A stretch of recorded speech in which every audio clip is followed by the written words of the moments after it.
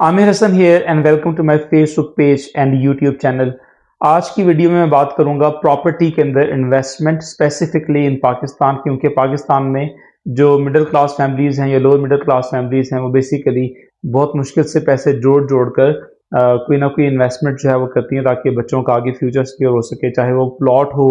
या वो इन्वेस्टमेंट जो है किसी भी ऐसी जगह पे जहाँ पे इंस्टॉलमेंट के अंदर आप कोई प्लॉट ले सकें या कोई रेजिडेंशियल अपार्टमेंट ले सकें या कोई दुकान ले सकें, इस तरह की चीज़। मेरे भी रिसेंटली एक दोस्त ने मुझे कांटेक्ट किया और उसने अपनी मुझे स्टोरी सुनाई और उसने मुझे कहा कि मैं इसके ऊपर वीडियो बनाऊं, तो डेफिनेटली मुझे दुख भी हुआ उसकी स्टोरी सुनकर, और मुझे जाहिर है कि बिल्कुल नहीं अच्छा लगा कि हमारे मुल्क के अंदर मसले ठीक है चलते हैं पाकिस्तान में, लेकिन प्रॉपर्टी के अंदर तो बहुत ही ज़्यादा मिसाइल हैं। और जो हमारे प्रॉपर्टी डीलर्स हैं अनफॉर्चुनेटली उनकी ज़ुबान बहुत मीठी होती है, लेकिन जब रियलिटी के ऊपर हम बात करें, ऑन ग्राउंड बात करें, तो जो चीज़ें हैं वो बहुत मुख्तलिफ हैं। तो बेसिकली हुआ ये कि मेरे दोस्त ने एक अपार्टमेंट जो है वो एक बहुत नामी ग्रामी कंपनी के साथ जो है उसका पाकिस्तान में काफ़ी नाम छाया हुआ है। उसने उसके अंदर एक उनकी प्रॉपर्टी में इन्वेस्टमेंट किया इंस्टॉलमेंट के ऊपर एक अपार्टमेंट, और एग्रीमेंट जो है वो साइन हो जाता है। और उसमें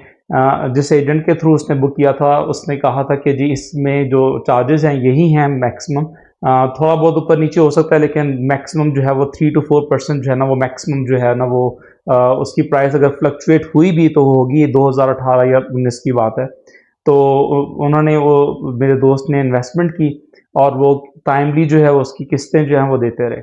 और उसके बाद क्या हुआ कि अचानक ही जब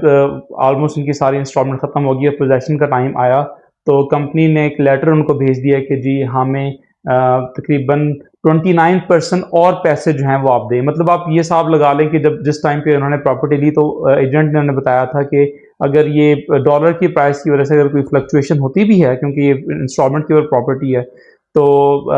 उसके अंदर कोई 3 से 4% या मैक्सिमम 5% इंक्रीज आएगा। तो उन्होंने उस टाइम पे बुक कर लिया। लेकिन अब हुआ ये कि जैसे ही पोजेसन करीब आई, तो उन्हें पता चला कि जी अचानक ही 29% जो है वो उनको एस्केलेशन चार्जेस के नाम से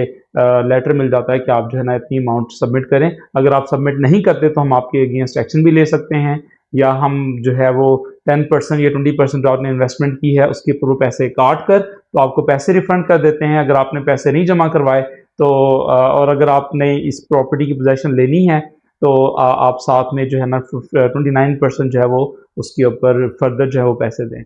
अब ज़ाहिर है किसी भी मिडिल क्लास फैमिलीज़ के लिए, किसी भी बंदे के लिए बहुत मुश्किल होता है कि इतनी बड़ी amount 29% is a huge amount. For example 29% का मतलब ये है कि अगर आपने कोई 50 लाख की प्रॉपर्टी जो है वो आपने बुक की है, तो 29% का तकरीबन सीधा-सीधा सा मतलब ये है कि 15 से 16 लाख आपने उसके ऊपर और देना है। और जो लोग बड़ी मुश्किल से एक-एक रुपया जमा करके अपनी ज़रूरतें काट के कोई इन्वेस्टमेंट कर रहे होते हैं या अपना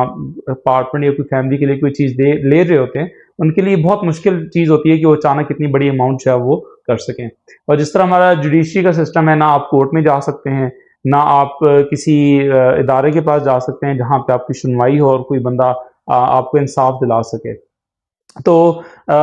मेरी वीडियो तो उन तमाम नाज़रीन के लिए है कि जो लोग अभी प्रॉपर्टी में इन्वेस्टमेंट उन्होंने नहीं की, तो उनके लिए एक लेसन है कि अगर अब वो प्रॉपर्टी में इन्वेस्ट करना चाहते हैं तो बहुत सोच समझ के फ़ैसला करें और बहुत छान-बीन कर इसका फ़ैसला करें, क्योंकि पाकिस्तान के अंदर बहुत से लोग जो हैं, बहुत से डीलर्स जो हैं वो आपको अपनी चिकनी-चुपड़ी बातों के अंदर जो है वो लेकर आपको इसमें ट्रैप कर सकते हैं प्रॉपर्टी के धंधे के अंदर। और ऑब्वियसली जो डीलर्स हैं, ये प्रॉपर्टी डीलर्स, इनका कोई किसी किस्म का एतबार नहीं होता।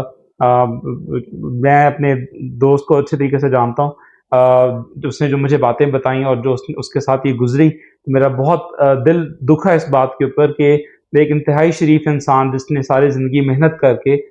बड़ी मुश्किल से पैसा जोड़ा हो, अगर उसके साथ इस तरह का मामला हो जाए तो वो आगे इंसान क्या करे। और ऑब्वियसली उसकी पाकिस्तान के जैसे मुल्क में जहाँ पे ना कोई लॉ है ना कोई ऑर्डर है, बस जिसकी लाठी उसकी भैंस वाला कानून है, तो वो बेचारा जो है वो उस तरह की सिचुएशन में कर भी क्या सकता है, कुछ भी नहीं कर सकता।